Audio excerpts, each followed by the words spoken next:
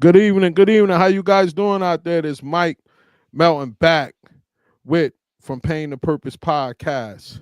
And tonight I got a special guest tonight, man. This is my little brother from the other side of America, from Colorado area, man. I met this brother years ago.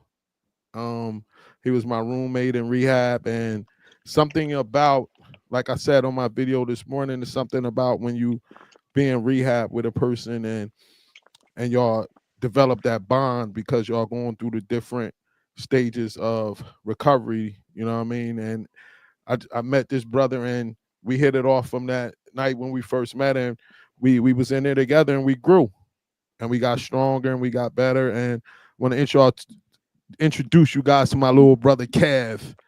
What's up, Kev? How you doing What's tonight, up, brother? man? I'm doing good, doing good. Hope everyone's doing well. Thank you for listening in and coming to hear what I have to say. And so yeah, I appreciate it. I'm doing good. I'm blessed. I'll say that. Oh, indeed, indeed. So, man, Kev, let's start out from the beginning, man. How was it growing up first in New Mexico and then in Colorado, man? Talk about So how life was early. yeah, man. Yeah, no. To be honest, man, I had a great growing childhood when it came to having a roof over my head. School books, clothes, being in all the sports. Like I was super blessed, and I played a big part in my life. And I grew up. My parents divorced when I was 3 years old. Mm, So from a young age, I'd go with my dad one week. They had like 1 week and 1 week um, with my dad. I lived in a place called Dixon, New Mexico. So it's like a little mm-hmm, tiny town, known for like they make wine there. They do art, and so I grew up like in the mountains, man. So I grew up learning how to fish and hunt and ride mm, bikes and just play sports. I'm from a little community. I grew up in a little community there in northern New Mexico, Espanola, in that area. Um, there's not a lot to do other than party, play sports. It's a small community, play sports, or just do mountain and nature things. Really, it's not like we can go like the city and stuff. So growing up, man, it was like that. And so then on my mom's side, she had a boyfriend who became my sister's dad. They were mm-hmm, together for a while. So then I'd go 1 week with them, and with that side, my dad was he's very strict, and mm-hmm, it's you have to work for everything. You learn how to work. So I grew up really um in a strict with my dad, like working, making sure I do good in sports and school, and that was a priority. And then when I'd go to my mom's house, um my mom was a little more chill than my dad. mm-hmm, Um, so she was always there for me too. We've had our complications, which we'll talk about and stuff. But mm-hmm, yeah, man. So and then with my mom, it was just more chill. She growing up, she let the partying and stuff. And the big thing I'll talk about growing up here. So like I had a good childhood, right? I had a good mm, like people like I had all the resources, but inside, like mentally, I didn't, right? mm, Because as a kid from 6 to 8, right, I got molested by a family member, which I I could talk about now. It's good to talk about. But I was molested by a family member, and at that age, I felt like I had to grow up a little quicker, wow. like inside. So like I was in a kid's body, but like I had to like I remember having hate, dude, as like a 6, 7 year old. Like I didn't Mm, and I do now, but I didn't like gay people because the person that did it to me was gay, and he was a family mm, member. And they threatened me. They said I had a little sister, baby sister. She was just like 2, or I'm 4 years older, so she was 2, 1 or 2 at the time. And I loved her. So they were like, he threatened me and said if I ever said anything, that they would hurt my family. And so at a young age, I didn't say anything. I held it in. And so wow. I remember like at 8 years old, man, I wanted to kill myself. Wow, little bro. Yeah, man, it just crazy thoughts like that, like a kid shouldn't have. Right. Mm-hmm, And so what really got me through that, man, was sports. Um, Wow. I remember being in like 8 years old outside, like shooting a hoop. Like my dad had a light. He did concrete with the goal, and it was outside, and he had a light there. And I would be out there for hours, man, all the way up through high school, shooting a hoop or throwing a ball at the garage and catching it like a grounder. So I played football, basketball, and baseball. Those are my sports. But as a kid, that's how I got through the pain, man. That's Mm. honestly like I had, and from there, that's when I started like lying a lot. Are you Mm. like, hey, how are you doing, Kevin? Like, oh, I'm good, but like, I'm a kid. Like, I'm really not good, But I don't know how to Mhm. express it at that age.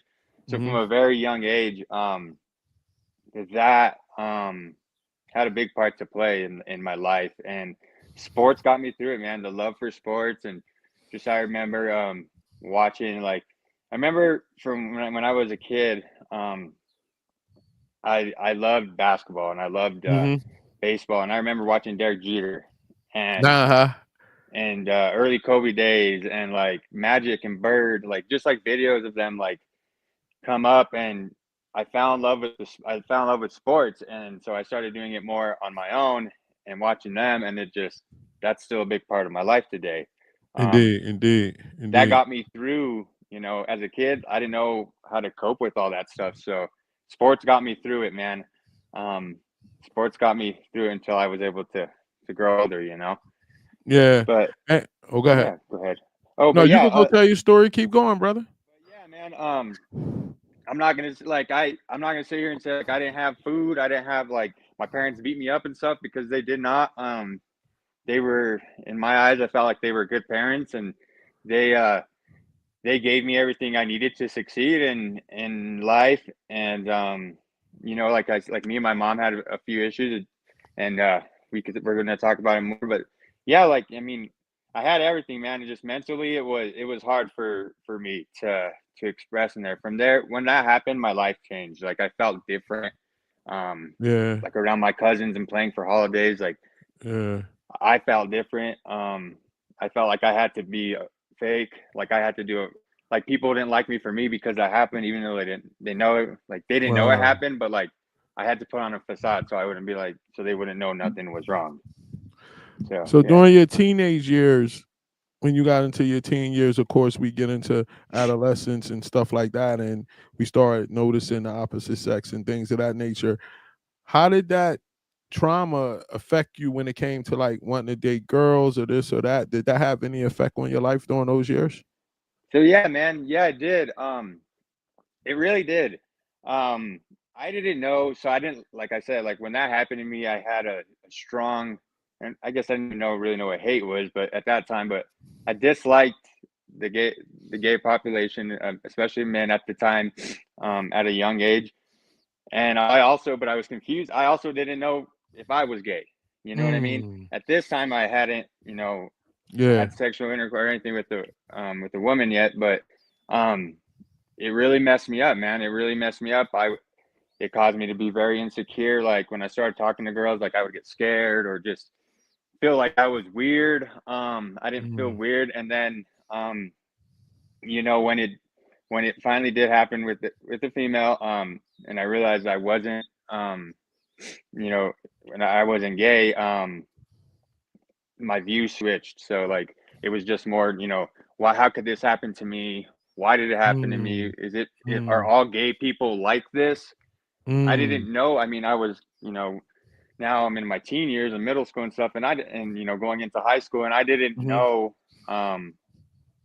like now, right? I didn't know like now, like how gay people are. I thought they were all the same. I thought they're all evil like him to do that to a kid. Like, how could you do that to a child, right? And so that's how I thought. And so yeah, man, it had a big part to play in that. And then when I finally did, um, I realized I wasn't gay, but it caused me to have very insecure, and still to today, I have some of these, no one's perfect, but we have to work on them. Yeah. But like 100%. insecurities, and like I was Mhm. always like, am I good enough? Am I good enough? Am I good looking enough? Is there something wrong with me? Mm. Um, and that played, that went on, and so. Yeah, I did. Yeah. So Yeah. So did did you have a chance to like confide in anybody about this situation, or you just never, you just kept trying to push it away and keep it tucked?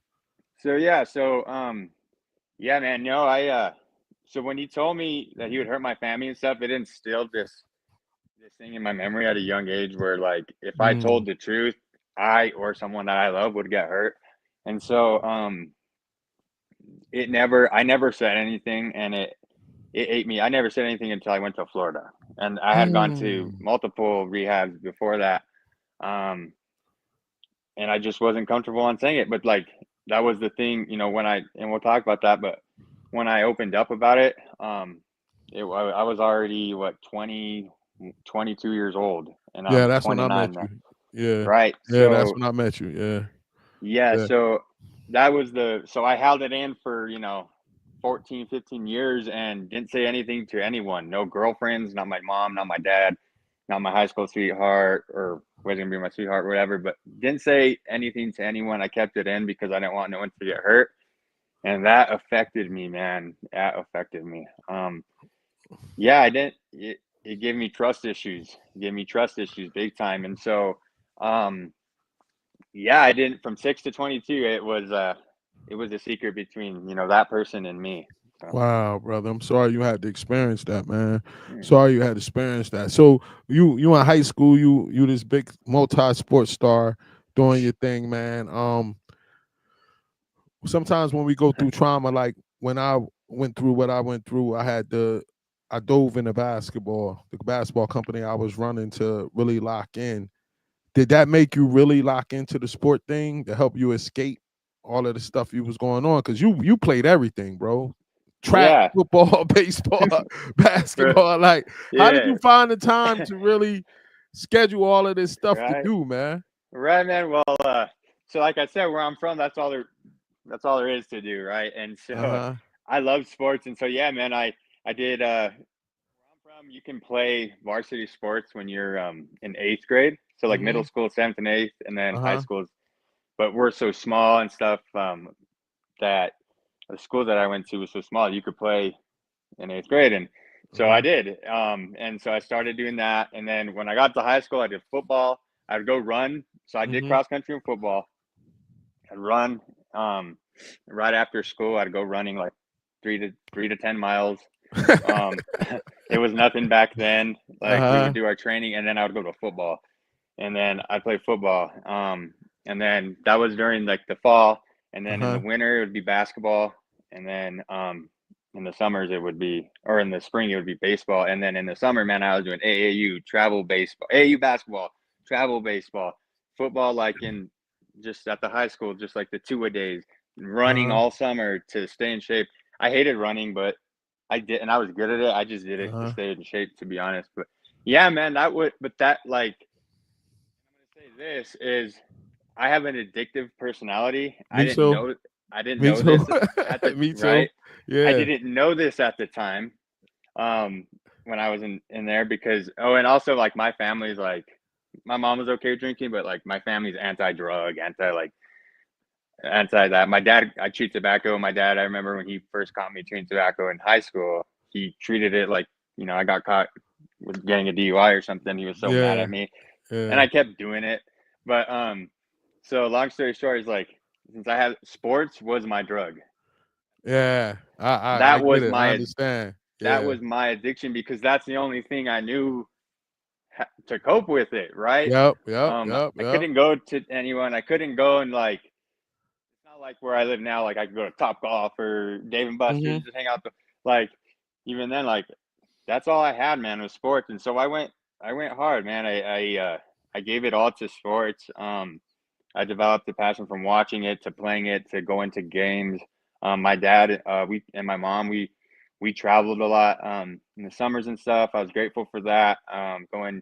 I got to go in many baseball camps and meet many Mhm. players. So I got to meet like Derek Jeter and just work on my game. And I took everything that they told me, like, you know, I took it to heart and I did it.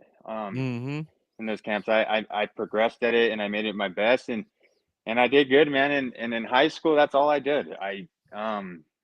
Going into high school, that's all I did was sports. I had a girlfriend in high school, um, a couple girlfriends, but like I had a girlfriend towards the end, and then so that's really like all I focused on, man. I got to my dad was the type of person I'd be like, hey, give me money. I need money. My dad makes really good money, right? But I was like, give me money to go to a movie or something. And he'd be like, all right, you got 4 hours, go cut weeds. So I'd cut weeds for 3 hours and then he'd pay me and I'd have like 30 minutes to get ready to be able to have money to go to a movie with the chick. That's So, good. He made you earn it, though. That's right. good. He made So, you earn it. yeah, that was a discipline that I still have to today that I'm grateful for. So he made me earn it. And yeah, man. So I was raised good going to high school. Out of high school, I went to a small school in New Mm-hmm. Mexico and, so I didn't get a lot of offers. I didn't get a lot Mm-hmm. of offers getting looked at or anything. I had a couple for basketball in like junior college, and some for football, like Division 3. But baseball was my sport. I was a really good as a catcher. I was a good pitcher, and I could play shortstop, and I had a good bat. So I ended up um, high school, in high school, man, and then in staying in high school, and we'll talk about that. But like I didn't really party or anything in high school. Mm. Once in a while, but I'm gonna make this point. Once in a while did I drink. I smoked pot like once or twice in high school and I Mm-hmm. drank a handful of times. But every single time that I put alcohol or like, even pot in my system, I got effed up. Like I Mm. went to the max. Like I wasn't an alcoholic at that age, but like when we party, I party like I drank all the time and throw up and keep Mm. going and like so like but I didn't realize it there. So that's like a good point I want to make. So when I did party, I partied like I partied before All the because time, all the you time. know what I I didn't mean? drink neither until I got to college. I never drank. I never smoked anything. I never did nothing until I got to a college campus. So let's take it into that life. Now you went to the That life. active addiction life. That's What rough. made it become a routine with something that you was like, all right, I want to do this all the time? Yeah, man. So yeah, so when I first picked up like a drink or a drug, I smoked pot. Well, I started doing tobacco, just chewing tobacco when I was in 8th grade, and I'm doing it today. So Mm-hmm. that was like my first addictive thing. And then to the point that I made of when I did drink or smoke a little bit in high school and I got really messed up, I loved that feeling. Like I loved it, man. Mm-hmm. Even though I Mm-hmm. was sick in the morning and I Mm-hmm. remember one time I think I broke my ankle, but I don't remember it. But I remember I had a good time, and it made me feel like sports did when I was a kid. It took away Mm. everything. Um, so I remember that. I remember that feeling. And the day I go to college, I walk on at New Mexico. I get a walk on offer to go there to play baseball for my freshman year.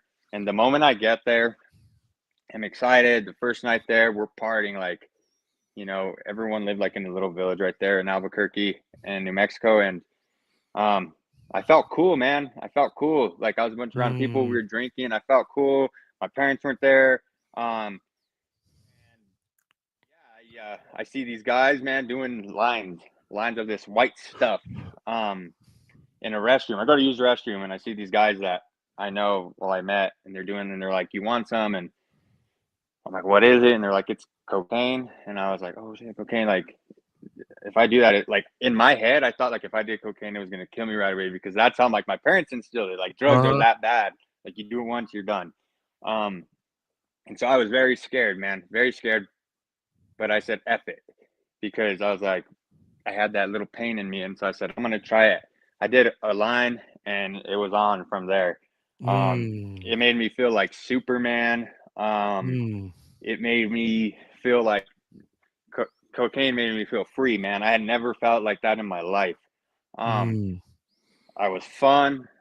People loved it. It seemed like when I did cocaine, they loved to be around me. I was in college, so I was like popular. I played sports. I did good at school. That was never an issue for me, but the, you know, the girls at the time, like they liked cocaine, so they were around me all the time because I had the money to get it. Like, Mm. um, And so I started doing it like, every weekend when I would party, and it turned into like me doing it every day.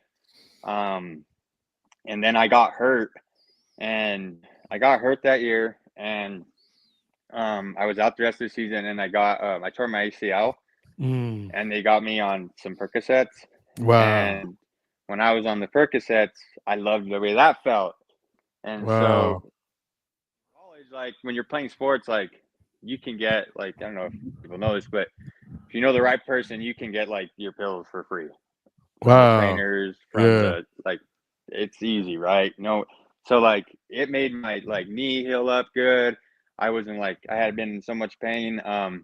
And they kept afterwards, like he just kept giving it to me. I want them to give it to me. After my freshman year, I transferred um to a Division II school in Colorado called Fort Lewis College in Durango, where um where I played full time there. But man, I still had like that hookup with the pills, and I just loved the pills and the cocaine and just partying, man. It was just partying, and like that's how my addiction started, man. And when I did it, it would just make me feel free, man, free and pain free, and like I didn't have to talk to anyone about like what I was feeling, anything.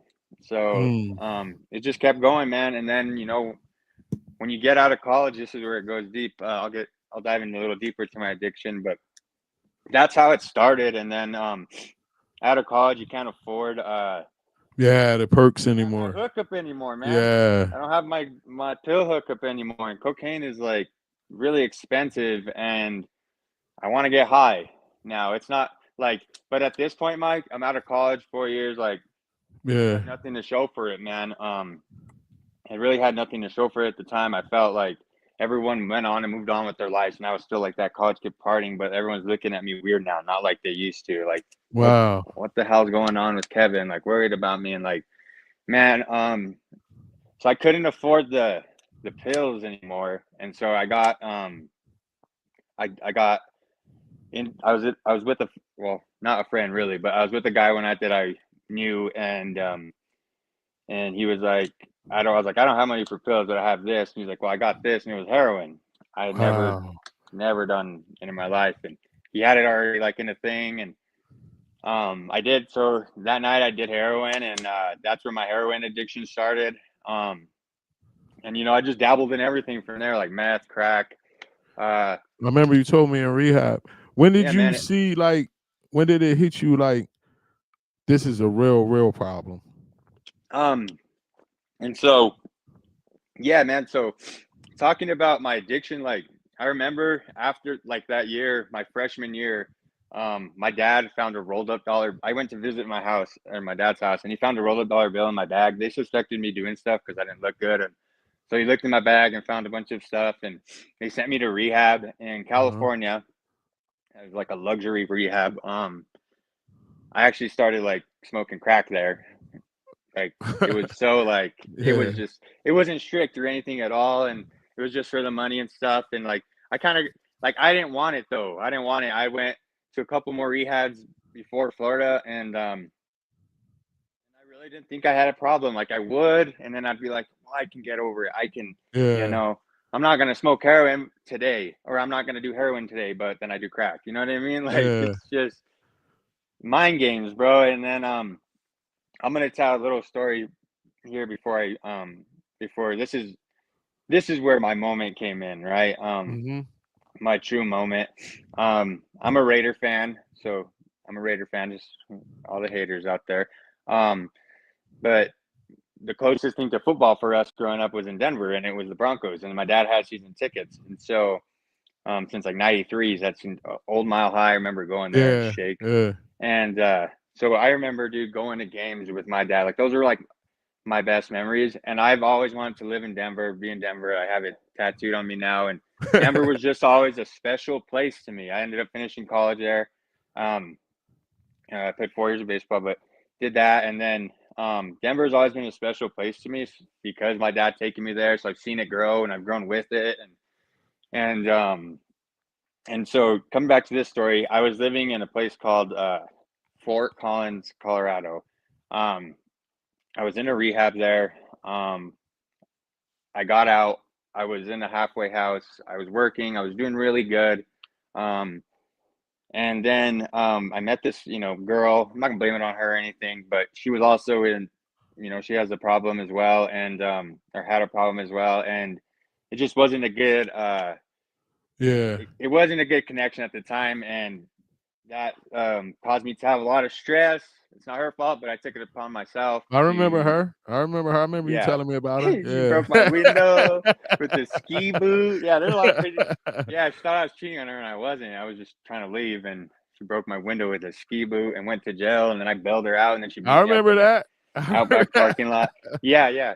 So, well, that's what it is. So, like, she beats me up in this outback parking lot, and I'm already in my head like I've already relapsed, and I hadn't relapsed it, but I'm like I'm gonna get high, dude. So like the cops come, they were like, "Oh, you got to go," because she beat me up, and somebody called, so you got to go to the hospital just to get checked out. So I go there, and like my knee, dude, like I've always had knee pain because of my Yeah. surgery, and so like I kind of was just dramatic, and I was like, my knee, and so they like shot me up with some fentanyl for the pain, and from there, dude, it was, but I wanted it, and so from there I went Wow. and like the moment I got out of the hospital, I went and picked up some booze, I picked up some drugs, went to the gas station by the halfway house I lived in, and there was like an Arab guy, and I have made an amends to him, and I went in there and I just started causing a ruckus, man, like Oh, I remember this they told and me about that, that. and Yeah. bro, and so I waited for the cop. He was like, "I'm calling the cops." I was, "I'll call them," and I waited for them to get there, all dumb. And but you know what? I'm glad I waited. That was God, because really, man, God came into my life. I've always believed in God. I know. I know. He came into my life that night. The cops should have took me to jail. Instead of taking me to jail, he took me to my halfway house and told me, he said, "Tomorrow, please promise me you'll like at least look to get some help." And like I was like, "Yeah, sure, I promise." I didn't really mean it at the time, but Uh-huh. um, so I go to my halfway house. They all know that it was an Oxford house. They all know I'm all messed up. I wake up in the morning and they're like, um, "You can stay here, but you gotta do like drug tests every day and all this and all that." And I was like, "No, I'm leaving." And so I packed up all my stuff, and it's about an hour from Fort Collins to Denver. And so I packed up all my stuff, dude. And I remember hitting my drug dealer's house, and I just got my taxes. So I had a bunch of money, and I'm like, all right, let's get this, let's get this, let's get Mike. Like, I wanted to die, dude. And so, Wow. my head was just like, I'm gonna go die. And I was on my way to Colorado Springs, where I currently live, to meet a girl named Marlena, who I'm currently going to marry, right? And Oh, we'll talk praises. about her Yeah. later, but Uh-huh. so I was actually coming to meet her, but I wanted to die, and so I went and I got, dude, I shot dope up, I snorted everything, man. I did so much, bro. Like, there's no way like I should have been living. And I was so messed up, and I get into Denver, man, and here's where the it all changed for me. I get into Denver, super bad traffic. I don't know if you've ever been to Denver, but the highway runs right across where the Bronco Stadium is.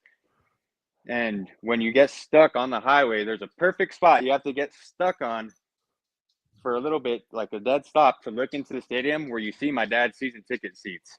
Wow. Like, you have to be on like a perfect spot, dude. Like, and my car stops and my head turns, bro. Like, I am so messed up, so not thinking about dying, not even thinking about getting help. And I turn to my right, dude, and I'm instantly sober, bro. Like, God hit me. I'm sober and I can think, and I just start crying. And Wow. I'm thinking about my dad, bro, and like little Kevin being in those seats. I remember a memory when the Raiders were down. It was blizzarding, bro, and they were down like 28 at the half. And my dad was like, "Let's go, it's too cold." And I said, "No, they're gonna come back and win, Dad. Like, come on." And the Raiders came back and won. They blocked a field goal. Like, they beat the Broncos in the blizzard. And so like all Uh-huh. those memories, dude, and like that's how my life was supposed to be, bro. Like, I was like, dude, that was, like it was like, dude, it like sobered me up, bro, in that instance. And I was like, wow, bro, like it was just crazy. There's something that went through me. And I finally talked to God, bro. That was the first time I asked God, like legitimately, like not a fake prayer, not, Yeah. you know, I know legitimately. that I prayer. looked at the stadium and I said, God, Jesus, like either let me drive off the road, not hurt anyone, and Yep. just kill myself, Yep. like kill me now, Yep. Or or help please me. help me get better Yep. because, Yep. bro, I can't live like this anymore, dude. I can't live like this anymore, man. And the next thing you know, dude, um, while I'm in traffic, I call. I had a Blue Cross Blue Shield at the time. I called a little number there, and the guy's like, "I'm so messed up," but he's helping me, and he's like, "All right, man. It's like I think it's like 4 o'clock if I remember." And he's like, "All right, you're leaving. You know, drive to DIA to Denver International Airport. Like you're leaving at 8." And I was like, "Okay, cool. Where am I going? Like, where am I going, bro?" And he's like, "You're going to Florida." And I was like, cool, dude. I had all my shit packed in my car anyways already. Wow. So he's like, you're going to Florida. And I remember calling my dad and I'm like messed up. And I told him, you're going to Florida. And he was so mad at me. He was like, you're dumb for doing that. You just wanted to escape. Which he later told me that was the best thing I ever did. Uh-huh. But yeah, man. So I, to continue this and then we can move on. But so that was this time, dude. And like, I got even more high after that. God Uh-huh. got me through that airport. God got me on that plane. I don't remember being on that plane. Marlena picked up my car from the airport and brought it to where she was, but I don't remember getting on that plane, dude. And then I wake up in Fort Lauderdale. No, actually in Miami airport. And I wake up on the plane, and the guy like wakes me up, and I can't walk, bro, because I'm still all like messed up. Yeah. And they get me in the wheelchair, and they're wheelchairing me to the baggage claim. And the guy from the rehab said there'd be a little guy there with the sign waiting for me with my name on it. And so like they're wheelchairing me. We get to the baggage claim, and I see this guy with my name and sign, and I'm like, you know what? I got some money in my pocket. Like I was trying to escape God again, bro. Like he brought me there, and I'm like, Wow. I'm gonna try to go back to my ways. And he humbled me real quick, and because we get to the baggage claim, this guy's holding a sign in my name, and I'm like thinking, my addict, please. I'm like, I'm in Miami, I got money, like I'm gonna go party for one night, and then I'll go to rehab. Well, the moment I stand, it's loud as hell in this airport, bro. The moment I stand up to get my bag, dude, I'm so messed up. God just slams me on my face, bro. Pat! Mm. I fall on the floor, dude. I start bleeding, dude, on my nose, and I'm like, the whole airport just becomes quiet. And all of a sudden, this little like Filipino guy walks up to me and is like, "You must be Mr. Kevin Herrera." And I looked at him, and I'm like, I looked up at him, bro, with a bloody nose, and I'm like, right there, dude, I accepted it. Like my way was Wow. right there. I was like, yeah, I'm Kevin Herrera because, and from there, man, that's where we met. And but And yeah, that's the it first time, like, yeah. I was like, dude, I have a problem. I'm gonna die. And so I asked God, like, either kill me or let me live, man. And He guided me. Like He really, that was all God, bro. I don't even know how I lived through that. I was so like when I did my when we went to rehab, or Yeah. you went to a detox first, and then you Yeah. go to where I met you at Ocean Breeze. And so when I got there and they did all my like labs and stuff and my drug test, the guy was like, dude, you are crazy. Like, are you? And then from there I rejected like the Suboxone and all that stuff. So I naturally detoxed in the sun, so Mm. I could get out of there quicker and go, yeah, work on myself. And but yeah, man, I don't know how I did that, dude, but that was God, man. That was not me. Indeed, indeed. I remember when I met you, I'm like, I said, this dude then dropped into the spot with, and this was my second trip. So you remember how I was? I was like gung ho. I was like, yo, this is what you gotta do. This is what we gotta do. I know I was getting on y'all nerves, but I was the oldest one in the room. So I'm like, yo, this is what we gotta do. And I saw the potential in you, but I also knew you was young. So when I had you, when it was me, you, and I think one other person in there, you was gone. You was focused, focused, focused. And then when the other young boy moved in, then you started like, no, Mike, I don't want to do. And I understood it was the youth part. You know what I mean? The youth part, man. But Yeah. I just remember late nights watching the NBA playoffs. I remember just talking about life, man. And y'all young boys was educating me on a lot of stuff. You know what I mean? That was going on because I was the alcoholic. I didn't really know about like drugs, like what how could you be addicted and things and that. So I remember Mm-hmm. learning a lot from you guys, man. What were some of your memories that you had from Ocean Breeze? Man, some of my great memories were just that was a place that like I said, I went to many rehabs before and I didn't really like want it or I was forced and so I didn't really like pay Yeah. attention. It was like, oh girls, this, that. But when I went here, man, like I said, like I wanted it. I wanted a better life. Um and from there it changed my life, man. That my I was able to open up to I think his name was Michael and he was the Uh-huh. therapist in the chair, the wheelchair. Yeah. Dude, I had never been like a therapist, dude. And I met with that guy, man, and he made me cry, bro, for like he broke Mm. me down, bro. And that was the Mm. best thing ever. And we had a family session with my mom Mm-hmm. um and I was able to open up about me being molested as a kid, man, and Mm. him. And he brought it out of me, bro. He brought it out of me. He knew I was hiding something and he brought it out of me. Mm. And from there, man, now I can openly talk about it. And it sucks that it happened, but like, I now I can help people because it happens and it's sad, but I'm here for them, right? And so that was a I great memory. yeah. That it's like it's weird like saying great, but like you know what, that changed my life, man. That was now I was able to open up about anything. Indeed, indeed. I And remember being I had an impactful moment when I was down there. It was like I had a Hispanic counselor, and she did something that I was like, whoa. So we used to have the large group, then we had small group. When you go to your counselor and stuff, and you be in there and you doing small group, it's like 6 or 7 of y'all in there, and we had to do impact letters. And I'm thinking that my ex-wife is she gonna send a letter. I'm thinking that I'm gonna go to my counselor, me and her gonna sit in. She gonna print the letter out. I'm gonna read it, and then we're gonna talk about it. Cause she talking about these impact letters, So the day came for us to go into the office, but it's small group. It's like 7 of us in there. So she was like, impact letters have arrived. Bro, she printed mine out. I didn't even read the letter yet. She just takes the letter out the printer and just start reading it in front of the whole group, bro. dang, man. Yo, and Like, I'm just sitting there like, oh shit. You know? yo, I did that, and that hit me hard, and DM DMR or D, it's a therapy thing, and that you do, and it takes you back to the moment of the trauma.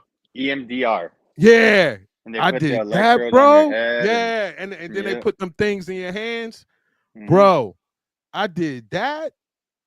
That hit me hard. I was so tired once I was Hmm. done that because it was so emotional. You know what I mean? Hmm. But it's supposed to let you reprocess what you went through so you don't think about it in the way that you thought about it back then. You know what I Hmm. mean? That joint right there, whoo, that wasn't no joke. But Ocean Breeze definitely helped change my life, man. Oh, Helped change my oh, life. dude, most definitely, man. And you know what? It taught, and in a weird way, dude, but not like a weird way, in like a non-weird way. I mean, is the hate I had for gay people was now out the window because I now um learned how to be vulnerable with a bunch of group of men that were just like me. Mm. Like you introduced me, man, to Mike and Jim and all those cats. And dude, like when you left, I lived in Florida for about a year Mm-hmm. after Mm-hmm. and then I moved back to Denver. But like, man, I was able to get vulnerable with like a man now in like a different way, but open up to them and talk to them, and I'd never been able to do that. Like have a group of friends Mm. like that and be like, cool, like that was weird to me, but like it's not weird, man. That's what we need. Like that's what. Shout out to those guys, man. You can't, Hmm. anonymity, Jim and all of them. People don't know what Jim I'm talking about, but Yeah. So Jim that's and right. all those guys, that whole group.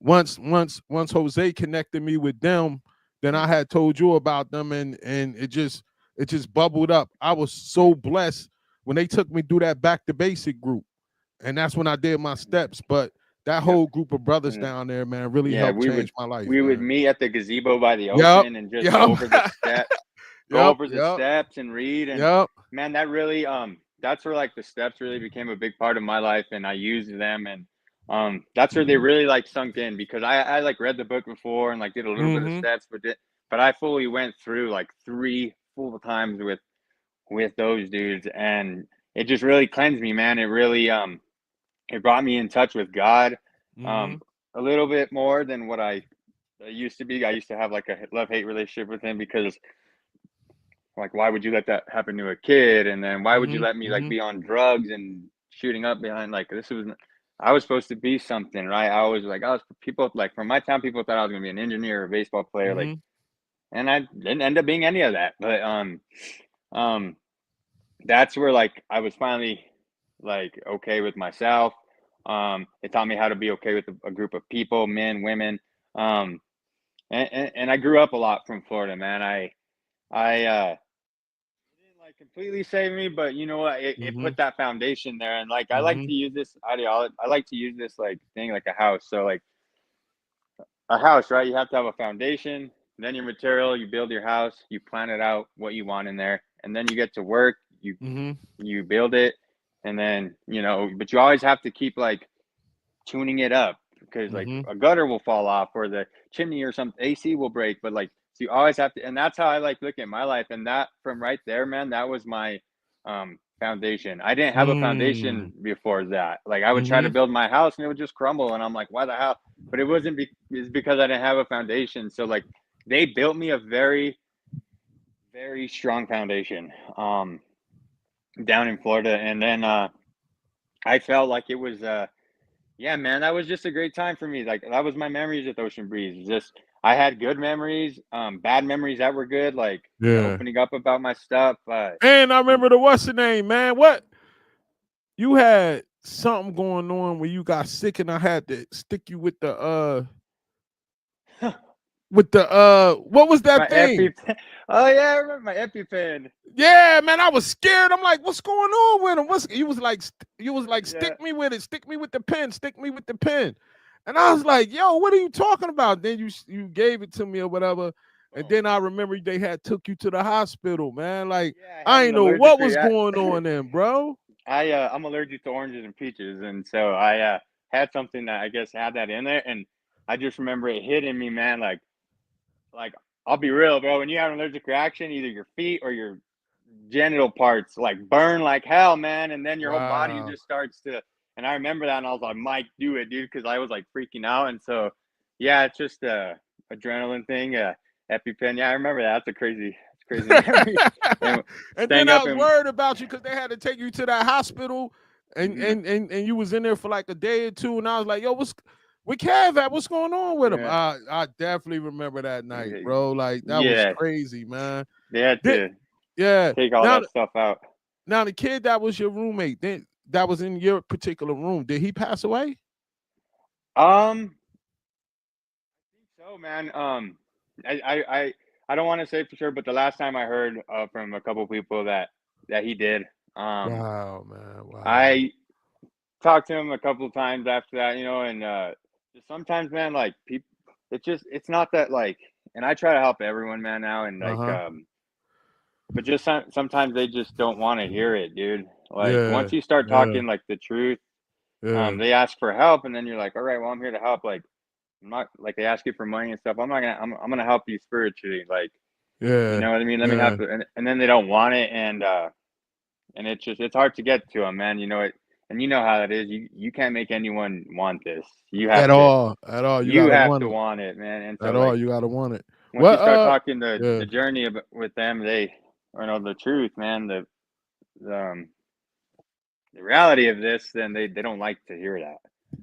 We don't Yeah, like to hear that, and so and you mentioned that Ocean Breeze was just your foundation. So, you know what I mean, you had to really do a little bit more experimenting mhm. and take us out what happened with Ocean Breeze, some of the ups Okay, and downs you went through after that before yeah, you man. got to Kevin you are now. Yeah. I'll bring you guys through. So this is I was mainly before I went to Florida. Like I'm addicted to everything, but like alcohol wasn't my choice. Really back then it was like all the drugs. I like to be on drugs, and so I haven't done. like heroin pills, stuff like that since that day. Since I got clean in Florida, but I have drank. And so when I left Florida, I went to Denver. I went back to Denver. I missed being closer to home, being in the mountains, and I love the city of Denver, so I missed it. I got into a sober living there.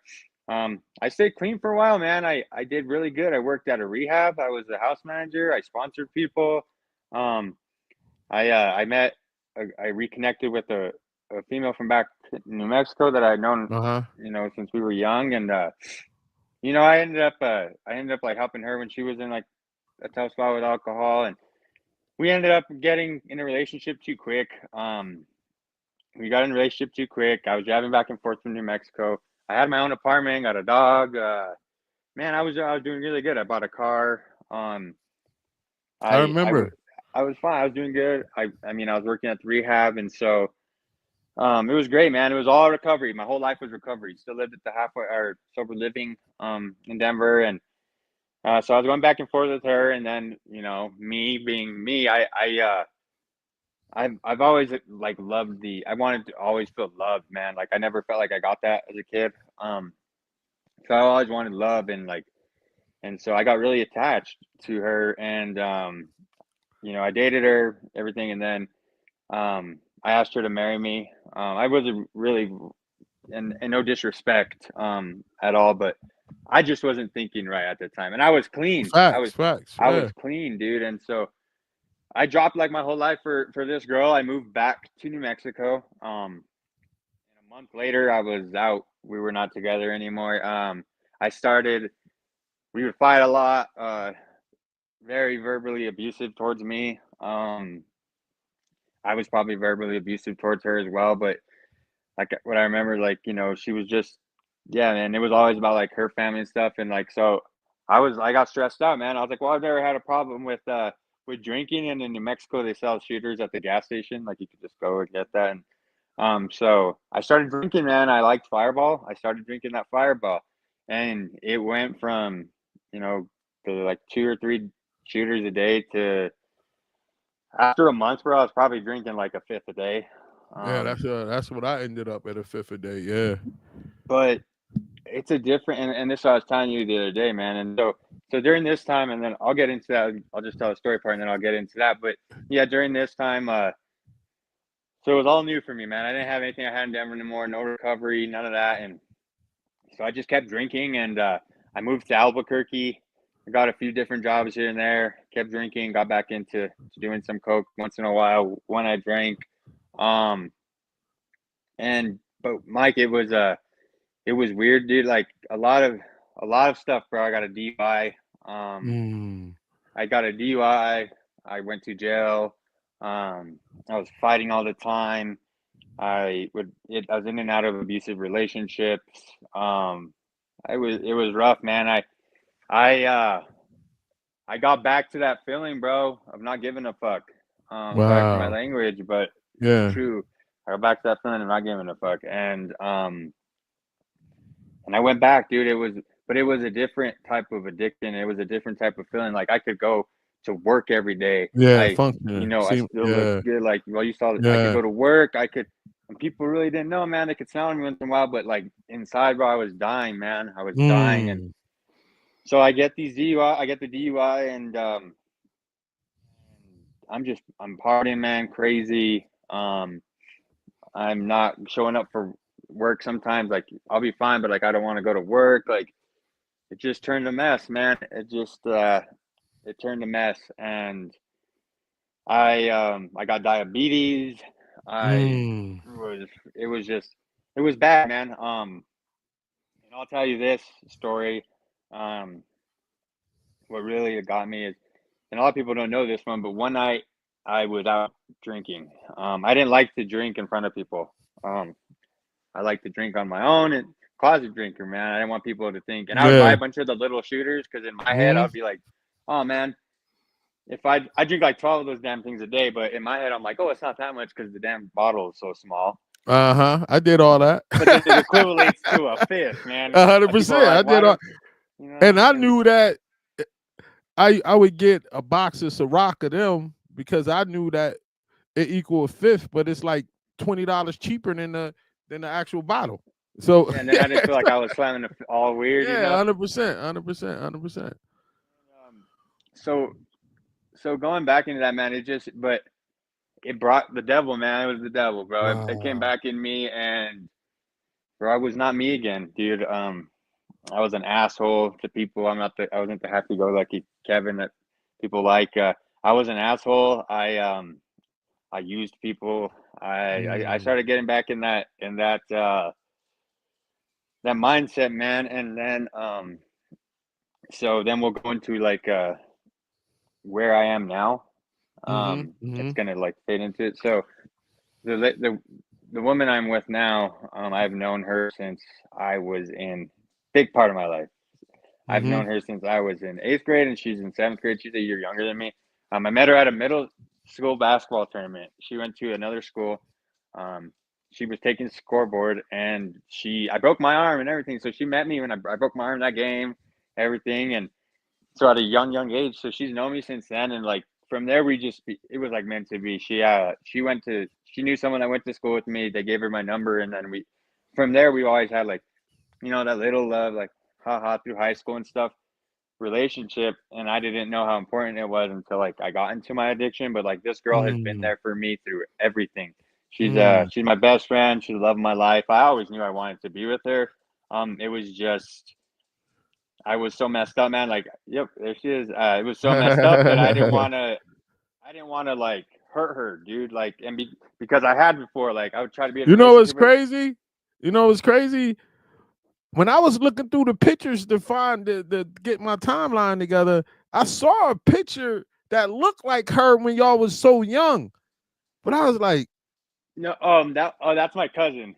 Yeah, I thought that was yeah, her. on Facebook. Okay, go ahead, But finish your story. Finish your but story. yeah, man. So I remember calling. I've known her since we had to call each other on the landline, and so back in the day. So um, yeah, man. But she has been here for me through everything, Wow. dude. Like I would tell her like even when I was doing heroin, and she knew, dude. I'd be like, hey, or all those other drugs. I'd be like, hey, I need money for this or for my rent or for this, and she knew what it was for, but like and she gave it to me, but like she didn't want me to die, bro. She cared about me. She got me my car when I was in Florida. She helped me get it there. Um, she's always been a person that I could talk to. She's always been a person that I've always wanted to be with, but I didn't. Because she's been the one that's been there for me through everything, like more than my Wow. parents. You know what I mean? And so she was there for me in my darkest times, my middle times, and now my great times. And without her, I wouldn't be here, for sure. But um, one day I'm in Albuquerque. It's my birthday. I think it's my birthday. Drunk as hell. I'm working for an electrical company, so I'm driving like a parts company. So I'm driving like the Mhm. parts to different jobs. And she, about 2 years before that, I decided I was going to go to Denver on a hair out of my ass, and I went from Albuquerque to Denver, and I met her, and we had a good time, and like I lied to her and stuff, and I said I didn't have a girlfriend on this, and like we were going to be in a relationship, and I wanted to be with her because I really did, bro. I was escaping my life, Uh-huh. the evil life from there to try to go to heaven, right? Because with her it was like a better side, and so when I met her there, I was like, dude, I was so bad. Like I went off on her for something, and she was like, screw you, dude. And that was a hard time, man. I didn't talk to her at all for like have anyone to talk to for 2 years. So I went back to Wow. Albuquerque after that little experience for like a week in Denver. I went back to Albuquerque, and it was just downhill again from there. And like one day on my birthday, I'm trying to call her and I'm blocked. And I'm like, I don't give a shit. Like I don't know. I just tried every social media I could, bro. Hopefully I wasn't blocked on something. And I call her, dude, and I finally get a hold of her through Snapchat, and from there it's we reconnected, and man, and I was drinking a lot at the time, and so she saw me, like we started reconnecting again, and she saw how bad of an alcoholic I was, and she still stayed. And Mm. and then I got her pregnant, and Mm. I got her pregnant, and bro, like I still drank, bro. I still drank, and I got messed up, and then I like for the first 2 months of knowing she was pregnant, and then we had the gender reveal, and I found out I was going to be a dad for a baby girl, and and then a couple of days later, man, I was sober. So and I'm gonna go into that, but um, yeah, man. So from she's talking to her, and that got me to with her, and she like would talk to me, and then the DUI happened, and I'm like, bro, I have a problem. I have a problem. Like, I remember telling the cop like I need help and stuff, and he was like, you can do it, you can do it, and dude, from there, like I didn't stop. I moved from Albuquerque to Colorado Springs, where she lived, where she lived, and at this time we had found out she was pregnant, so I moved here. And yeah, man, just my addiction kept. I didn't know a lot of people here, so but I just kept like drinking and getting drunk, and just I'd be like verbally abusive too, man. It was not me, and I felt bad. Like I would do it to her sometimes, and I felt bad, and so like but we had a good relationship, and she didn't give up on me, man, and she stuck through it with me. And then one day I start getting really sick, dude. Like I throw up a lot. I was throwing up a lot in the mornings. I was getting really sick. I was shaking. So I go to the doctor, to the hospital, and they tell me that I have um, that I'm close to having cirrhosis. So I've drinking this Mm. much. Close to having cirrhosis. If I kept drinking, I'd be dead in a year. Um, they gave me Ativan, man, and like Yeah, I remember that. it was like the devil kicked in again, bro. Like the old thoughts came. Like I was like, I didn't want to get sober. I don't know why, dude. I just like at that moment I didn't, and so I went home, took the Ativan, drank. The next day I was drinking and doing the Ativan, and I fell on my fiance was at work, and I fell on the floor in my house, and I seized out. I passed out. I seized out, Wow.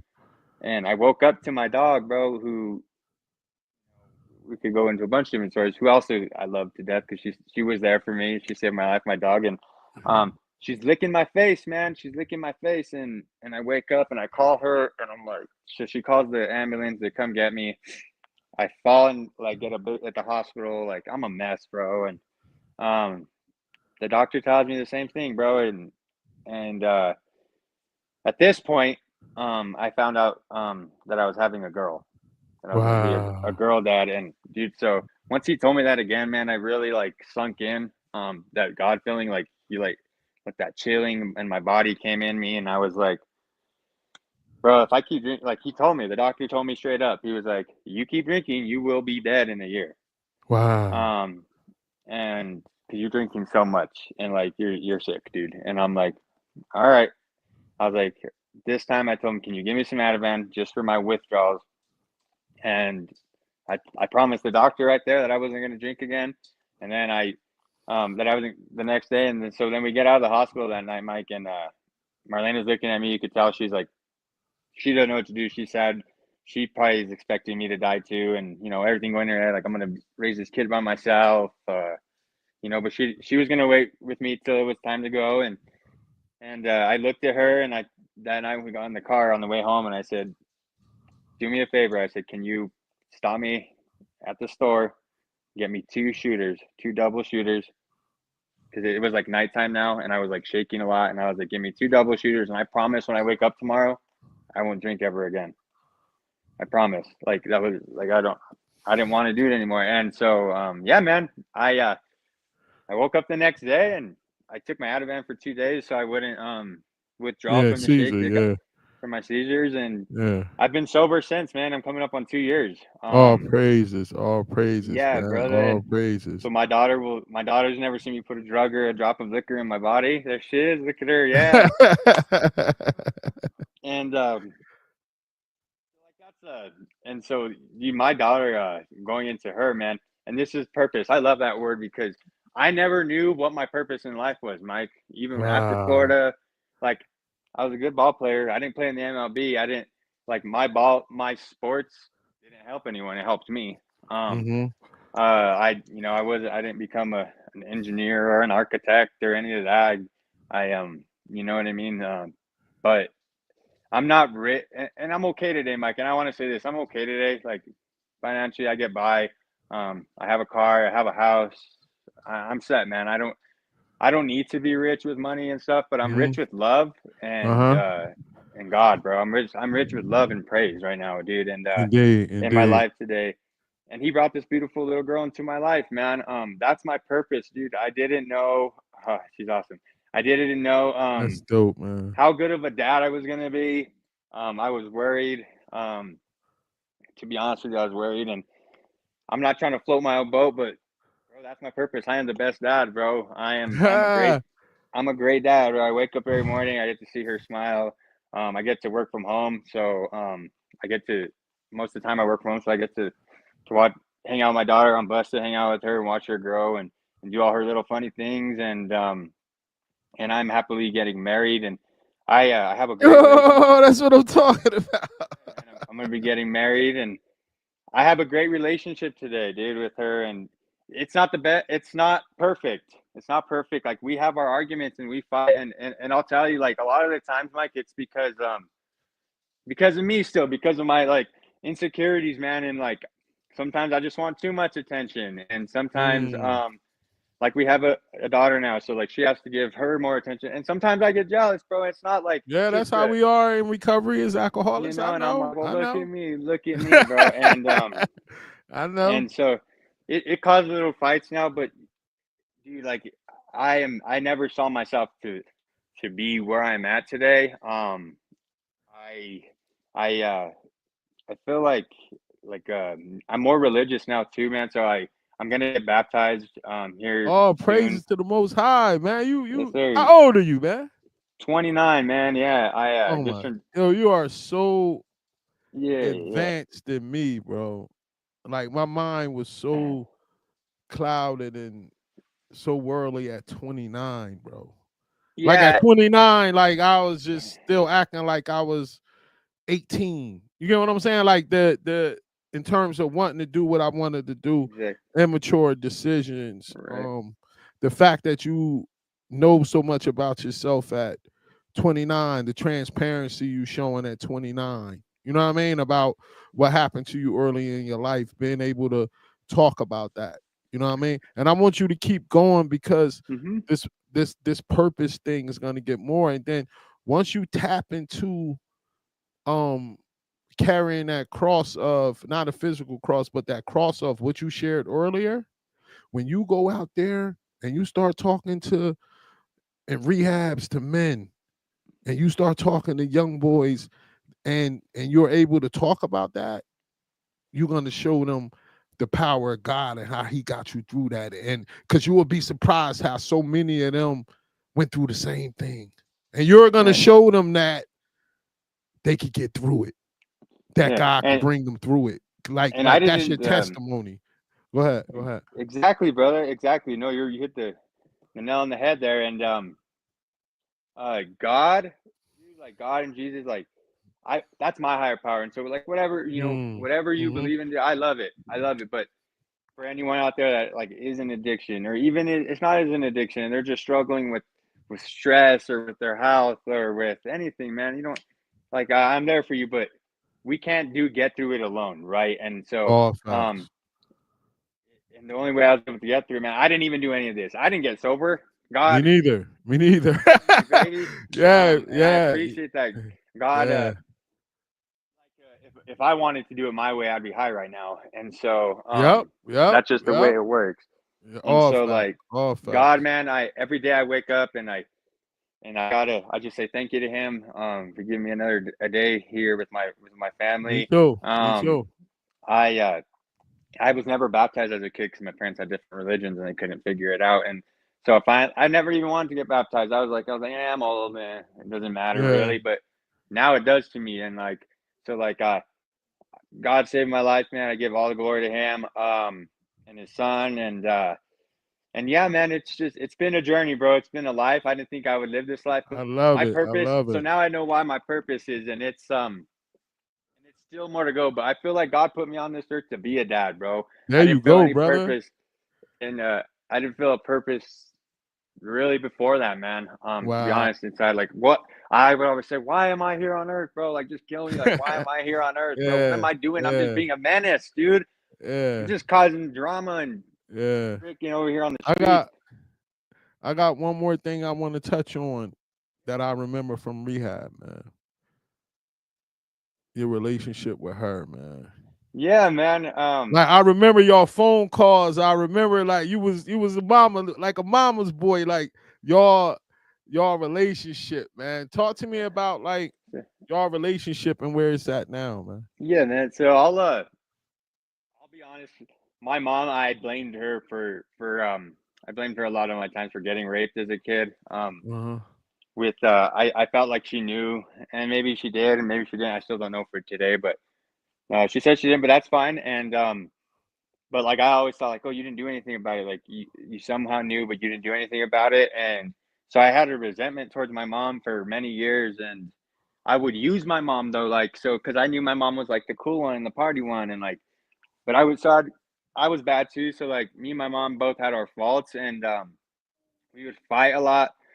She was still my mom, and so like, but when I needed something, I would, hi mom, like kiss her ass, and so we always had that relationship too, man. Where she was there for me, but it was just there's a lot of bad blood there, and I felt like she loved my sister more than me. Mm. We had different dads. She gave her more attention, um, but like she had her dad in the house with her, so I was always Oh man, we was almost done too. I hope he could snap back on. It's the only issue when you do online like this. Hopefully somebody must have called them. Usually people call on the phone when that happens.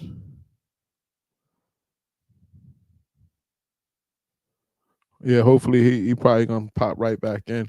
But we almost done. That was the last segment that we was gonna get into. But it was dope talking to my young boy, man. Can you? Hello? Okay, are we? Yeah, yeah, we We're almost getting done that. anyway. Go ahead. No, you're good. It just cut out. Yeah. So yeah, man, we had a really rocky relationship. I used to call my mom a bitch, and I'd hate her, and I would tell her she was a horrible mom, bro. I was awful to my mom, bro. I was mean. Um, I still can be sometimes. I'm not gonna lie, but not like that, dude. And Hmm. but my mom. I've always had like a love hate relationship with her, but like when you would hear me talk to her, bro, like I pour my heart out to that lady. Yeah, I remember being in the room. I don't know why it was just like I did trust her, dude. And so today though, man, so yeah, we always had that, and like I felt like she was never there for me. Um, like it was her fault, and but when I grew up and realized I had a lot to play in it too, like I Yeah, did, I did my that amends part. with my mom, and we just sat, one day, man, we were fighting and everything. We just sat, went down one day, and with my auntie, and my auntie was Hmm. like, "You guys love each other so much, like just you guys need to stop." And How we did you? we How was we the? How was the moment when you did your amends with her? Because I remember I had to make one with my mom. Like, how was that? Like, um how emotional was that moment? it was hard, man. It was Yeah. emotional. It was very emotional, and Yeah. Yeah. that was probably one of the harder ones. That one, and my dad too. Yeah. So yeah, man, that was very emotional. It was hard, but I had to do it, and after I did it, uh, that was really a big step in our relationship as well. And like today, man, like we don't talk every day, but well, actually, we do talk every day because I have a kid now, and like she's a great grandma, dude. She's there for my daughter, and like now my mom is. We don't have like a typical mother son relationship, but Uh-huh. for us, it works, Oh, and that's dope. That's it's dope. That's great. dope. It's a That's way dope. like we don't go and like we live in different states, so we don't go and like I don't go fly out, and I'm just being real, like fly out to just do mom and son time. We don't have like our alone time, but when we do get our alone time, man, it's great Hmm. now. Like we're not at each other's neck. She spoils my daughter. Of I'm course. always getting Amazon packages, ding ding ding, between her and my wife, and so yeah, man, she's a big part of my life now, dude. We still have our arguments, we still get on each other's nerves, but she's my mom, dude. And when people That's ask me who dope. my mom is, I say who my mom is. I used to be like, oh, I don't have a mom, or like I would say That's some shit dope. like that, bro. And That's um, dope. That's dope. now today, I have a mom. She's a great grandma. She's someone that I can call, and yeah, it's so my life, man, went from like a good life to being in the gutter to now getting doing what I got to do, man. And Man, you like I just said, start living, bro. You 29. I know. Like, I feel like I'm old though, man. Like I'm an old. man, I feel like hey, I'm I'm an old. 50. I remember when I was 29, man. I I'll went to trade with you. I went to rehab at and this is what I want to say too, man. I went to Uh-huh. rehab at 18 years old, bro. I was the first time I went to rehab.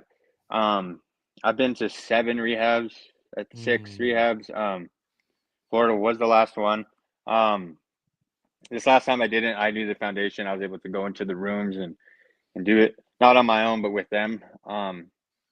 But what I want to say, man, is, and this sounds weird, but I tell people all the time. Um, I am grateful that I was an addict, and that God put that in my life. He does everything for a reason, and I think Hmm. he made me an addict, man, to because I should have died from half the shit that I did. Like, there's no, like, Facts, I've done, you facts. know what I Yeah. mean? And but that was like a purpose too, I guess I could say, and I'm grateful to be an addict, man, because Mike, without me being an addict, dude, I would have held me being raped for the rest of my life, and that would have been worse than doing Wow. drugs or alcohol, mental abuse in my Wow. head. So I think about it all the time, man. Like, if I wouldn't have done drugs or alcohol to numb the pain, I wouldn't have known pain. Like, I would have gone my whole life. Like, yeah, I could have gone, had a normal life, gone to work, started making good money, regular degree, blah blah blah, like normal life. But I didn't have that. I had this up and down. Like, I'm struggling. Like, Yeah. and I'm grateful for that, bro, because it taught me first. It taught me how to be me. So I wasn't me. There was something that happened to me as a kid that we talked about that I couldn't control, and so I would have lived my whole life, bro, going to work every day, doing whatever, just miserable. Wow. And Wow. you know, I regret a lot of the stuff I did doing drugs and alcohol, but I'm also grateful for it because it made me the man I am today. Um, So let's talk about yeah, life now, like the yeah, new what you got going on. What's your for sure, plans? for Like, sure, man. Um, I so like that's why and going into that. So from what I was saying to going into this, and there's like a Jelly Roll song that says this, um, and it says that he's grateful for the sins he's made in the past because it's made him the man he is today. yeah, yeah. And that's true, man. And so today I would have never, like, if you would have asked me, even 2 years ago, 3 years ago, like where I would be today, like, man, I had that success when I came back from Florida. I was clean for a while. I was doing good, and then I left for that girl, and I don't want to blame it all on her, but I got out of the way, and so like I knew what it felt like, and Uh-huh. I knew what it felt like, man. And so when I got clean, bro, like today life, like I said, I'm a good dad. I love to play softball. I I can almost see that. I can see that. I can see so that. I'm always in that shit. I play slow pitch softball here because I Uh-huh. can't play the real thing anymore. So just I got to pay to play now, and so play softball. I got a good group of dudes out here. A lot of them are sober that I play with. Um, I like I said, I have a beautiful baby girl. I live in Colorado Springs, Colorado. Um, Mm, so beautiful here, man. So I'm blessed. I have a home. I have a car. I work for New York Life Insurance mm, Company. mhm. Great job, man. And so like I never even thought I'd be able to work for a company like this, and that was a trial. It was like 3 months of doing their trainings, man, without even knowing I was gonna get hired. And then Wow. I got hired, and I'm doing good, man. I've been there for since August, so almost coming up on like 7 months, 8 months. I got a work from home job because I don't really trust daycares. All the stuff that happens, and Yeah, it's kind yeah. of expensive. So my wife's a nurse, so I call her my wife. But she's a nurse, so she works like 3 days a week. So I'm able to watch the baby from home and work, and so I'm blessed to do that, man. I was working in the medical field before that. Um, I I have also I'll mention him. Beautiful baby boy.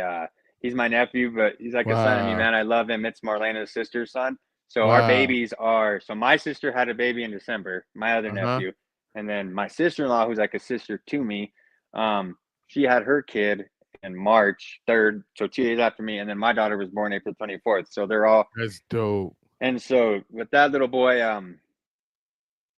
man, I have my daughter and she brings me joy and I love her to death. But that little boy, there's just something about him. I love that kid, man. Every time I see him, he's like mine, bro. So like God put him in my life. And he just makes me smile. And so I have great family here, man. I don't have my immediate family here. They're all in New Mexico and I don't see them that much, but my wife's family and the people like that I surround myself with here are all great. Um I I just try to live my life, man. Um There you go, every brother. day. Like I just live through God and to be me and just try to do the right thing. Like I said, I don't have all the this is the most money I've ever made in my life. This Uh-huh. is the happy like material wise, bro. This Yeah. is but emotionally, spiritually, physically, but like especially mentally and spiritually, man, like I'm rich, bro. I'm a millionaire. There you go. There you I go. uh There you go. I There have you it, go. man. And that's what matters, bro. Like that's what Yeah. matters to me. Yeah. I'm grateful I can still do a lot of things today and be able to spread the message and hope and I try as I'm always trying to help people, if they need help. I try to help them, man, with anything. If it comes to old people or younger people, I just, I'll take the shirt off my back for anyone because people did that for me, bro. When I went to Florida, you did that. You didn't physically take Oh, your shirt off your praise. back, but Yeah. you know what I mean. Like, Yeah. you did that for me, brother. And like, I wouldn't be where I am even without. It's all the little things. Like, there doesn't have to be big things that happen. All the little things that people have done for me have changed my life, bro. And taking their shirt off the back just that 1 second, and like you've done that for me. And so I try to do that for as many people I can. I'm like I said, I have my moments, bro, like my little anger issues, my little anxiety attacks and stuff. But like now I don't need a drug or an alcohol or any of that. Do I hold my daughter or I go water my like little things, bro? I have a little patch of grass, bro, like as big as my little patch of grass in my front yard, bro, and I love watering that and watching it grow and like just a little shit like that I never thought would be important. Like me watering my Yeah. grass, Because now we sober. that's how Yeah. I cope now, bro. And I'm just very happy in my life, man. We are getting married. I asked her to marry me last summer, so That's we'll be dope. getting married next year. I'll invite you for sure. I don't know yet. I'm able to, bro. I'm a Raider fan, and I'm able to go like for my year. We went to Vegas, bro, and I was, dude. I'm sober. Like I had fun. That's the funnest time I've ever had in Vegas. Like no lie, swear. That's the funnest time I've ever had in Vegas, bro. I've been there twice since I've been sober, and dude, it like I save money. I can experience Vegas. Like Yeah. it's Yeah. way better, bro. I'm not all effed up the whole time. Like Wow. I got Yeah. to go to I these. never went there since I've been sober. I've been kind of scared, like, because all I did was drink and party there. At least you're going there for football, like, so you got a purpose to go there to the game and things of that nature. But I have no purpose to go there but the party and stuff. So I haven't been out there. But right, in closing, why am I I getting married always there? give So people the opportunity to give shout outs to people that they feel help them when they journey from pain to purpose, man. So here you go. Let them people out there know who the people that you feel like really helped you in your journey, man. for sure, man. For sure, dude. So well. I'll definitely say you're here, but you definitely helped me, man. A big shout out to you, I just want to All say this, praises. before I give more shout outs, but about you, like, man, I know we don't talk all the time, but we have our little moments where we talk, and I'm gonna stay connected with you for sure. And but man, I'm proud of you, brother. Like All I'm so praises, proud of man. you from when I saw you as I was a young buck, and now I'm becoming an old bull, dog. And so you know what I mean. So I've known you've known me, man. Like when I went in at my roughest, and now that I'm doing good, and you've seen the change, and I see the change in you, like All that gives me praises, hope, man. bro. That gives me Yeah. purpose. Like to see you doing all your posts about your sending me the thought of the day, bro. Like that means something. Like that's awesome, bro. I want to shout you out because just that little hope. Like you could wake up one day just in a horrible mood and want to go, dude. I've been there where everything just flips, but you see that thought of the day, dude, and you're like, all right, brother. Like Mm, I'm, mm, and so like that means a lot to me. I want to shout you out. I'm so proud of you, man, and I'm happy for you. And I watched the show, and mm-hmm.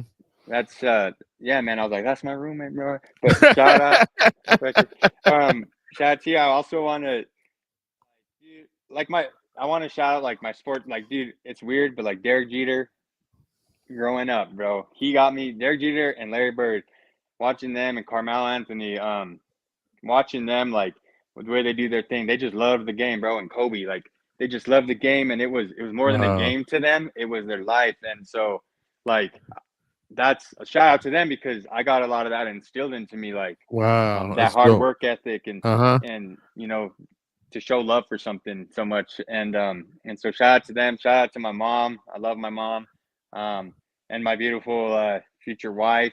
Wow. Um, I love her, man. She without her, I would definitely not be here today. Um, Wow.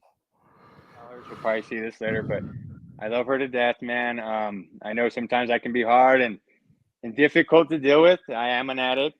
At the end of the day, I will always be an addict and an alcoholic, but just clean, right? And so, but we still, but she brings me back, and sometimes I Mhm. feel a little bad, but through everything, like she's been my number one, man, since I was a kid to now. Wow. And so it's a real love story right there. But I'm so happy to be marrying her. I had a kid with her, so who's also a blessing. So God brought a beautiful woman into my life that has a beautiful family. Like her grandma and her mom are, and her sister and the little boy are amazing to me, and her dad, and they treat me like I'm their son and their brother. And shout out to them. And yeah, but my wife, man, like I'm just very grateful for her because she knows like more than anyone, man. She knows the ins and outs. She lives with me every day. Like Well, yeah. even now, like that I'm clean and sober, dude. She sees me like I'm a human being, bro. She sees me struggle and like I can't use that stuff to cope anymore. So what do I do now? Like, so she's there to help me, man. And she's my best friend, but she gets the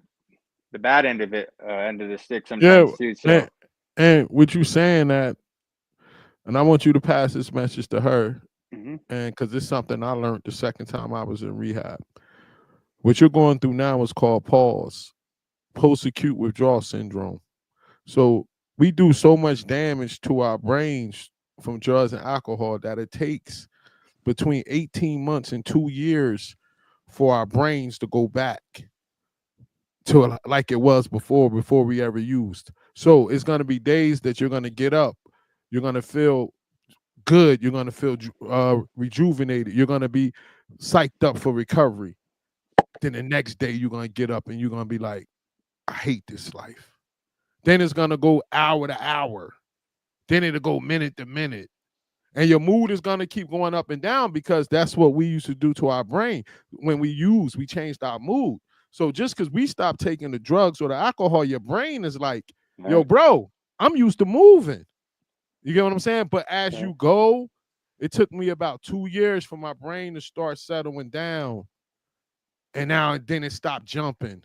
I stopped being this irritable. I stopped being like little things would get on my nerves real quick, because I wasn't like once you leave this stuff alone, you're saying goodbye to your best friend. You know what I hmm mean? So hmm now as your brain starts to as your brain starts to heal, that's what pause is, post acute withdrawal syndrome. So yep, that's it's naturally what you're going through right now. You know what I mean? right, So print some stuff out, let her read it, because that's what helped my wife, my wife I have now. She yeah, me educating her on that, let her know what was happening. So then that person won't take it as personal because they like, what is wrong with him? He just so snappy and irritable. That's pause. hmm That's so what you're going through is a natural process. yeah. And so yeah, and I appreciate that, man. And so she gets the shit end of the stick when I do get like that, but then Yeah, she also gets like the best of it too. So yeah, I'm also a great person when I'm yeah. me, and we like to go to game, bro. My daughter I'm gonna tell you this, my daughter's a gangster, bro. She from 3 weeks old, bro. Me and my wife took her to the Denver Nuggets playoff 5 game against Minnesota, loud as hell, front row. We had her big old pink earphones, bro. She loved it. She didn't even cry. We took her to 2 Rockies games, Raider Wow, games, that's dope. That's Vikings dope. games, bro. We love going. And you know what? What we did was we integrated. We said we weren't going to change our lives, man. We integrated her into our lives. We brought her to be a part of our lives, and she loves it now. And yeah, man. So just a shout out to her. Always going to be a shout out to her and to God, man. Oh, That's dope, bro. definitely to God. And I I I went to church the other day, on Good Friday, Uh-huh. and the he brought a the pastor talked about, and whatever people believe in, but I'll say this to end it. The pastor talked about afterlife. Uh-huh. Um, he wrote a book up to there was like 70 people that he talked to around the country, and they've been through the same experience, and they all felt the same thing. And so like they died, but they came back to life depending on how long it was. And I remember when I OD'd, man, just a little like 5 more minutes. I OD'd one time, and I didn't see like a thing, but I remember like still to this day, like it's the brightest light I've ever seen in my life, bro. Bright, Wow. bright, and then all of a sudden it was in my time, bro. I woke up, and so Wow. he talks about this with all these people, like they've had instances where they die, and like this one guy, I'm just gonna say this story real quick, Go ahead, because this brother. is true, man. This one guy, um, he was on, he died. He was on the bed, and he was on the hospital, the surgery bed. They're operating on him, and he said that he was out of his body, and that he was watching the doctors perform. He knew what doctors were there with the nurse, and so they had to intubate him. So he had dentures, and they took his dentures out, and they put it. One nurse put the dentures out and put it in like a drawer, like real quick, like Uh-huh. whatever, whatever. So he wakes up. He was in a coma. He wakes up 10 days later, and he needs his dentures. And they're like, we don't know where they are. We don't know where they are. Well, he told them that he knew the nurse, the nurse, and that he knew exactly where she put it. Wow. Him and her were the only ones that knew. She was off like so. So going off of that is, and then he talked about when that happened. He saw it, like he left, and many people had stories like this, but he went and he saw God, Jesus' feet, and he like just brought him down, like just forcefully, like he just dropped to his knees, and he was crying, and Jesus and God did a life review with him. Mm. And dude, that brought me to think. And so he did a life review with him, and he went through, and he's like, "Oh, why did you do that?" And like, "Good job." And he goes, like, "It's not your time." And so that life review, he went back, and like he was able to change his life, man. He was able for like the good, Wow. even if you're not a bad person. He wasn't even a bad Yeah. person, like didn't do Yeah. bad things, but there was still more purpose on this earth for him. And so like that's that's what I think now, man. To close is like I want people to remember me, man. I do. I want people to remember, like, I was a good dad and I was a good ball player. And but really, does that matter, dude? Does that matter? Because what matters to me is, yeah, it does matter, but God. And so like when it's my turn, um, to do my life review, and when it's my turn to go to heaven, or to a better place, wherever you believe you're going to go, I want to, like my life review to, like, now knowing that, I'm working on my life, so like it won't be as There you bad, go, you know what I brother. mean? And so like, There you so go, God brother. knows that, like, yeah, I'm still gonna mess up in my life, but like I know He's gonna forgive me. But like at least I know that I'm working, like I'm giving it my all. You know what I mean? Mm-hmm. I never did that before, and so when I do my life review, I wanted to go back to, at least, what, I messed up, but I gave it my all, and I did the There best you I go, could brother. be, and I gave something back. So I feel like, yeah, man, I appreciate you having me on here, Thank dude, you, and brother, man. yeah, This was joy, man, and just to see my young little bro maturing, man, and about to be a married man with a family, man, makes me so glad to have you on, man.